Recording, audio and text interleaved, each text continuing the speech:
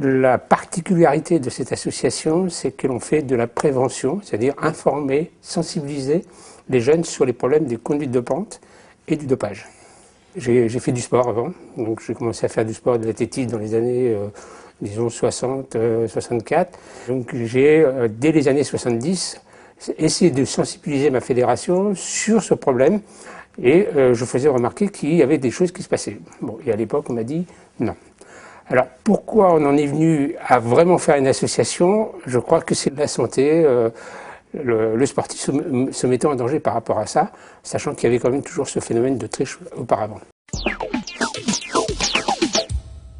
Il y a le phénomène de la blessure, c'est-à-dire la reprise plus rapide. Dans les années 90 et plus maintenant dans les années 2000, on s'aperçoit que le phénomène de l'argent a un impact énorme sur certains sports.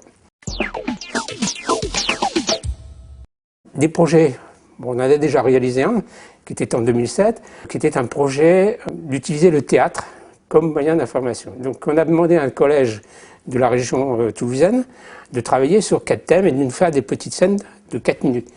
Mais en même temps, on a demandé à l'autre côté de l'Atlantique, au Québec, de prendre les 4 thèmes et de travailler eux à leur façon. Donc on les a réunis en octobre 2007 et on a fait un spectacle où il y avait une centaine de personnes, des parents, ainsi de suite, et on en a fait un film. Et on va essayer de faire peut-être quelque chose comme une comédie musicale et qui serait présentée en 2012.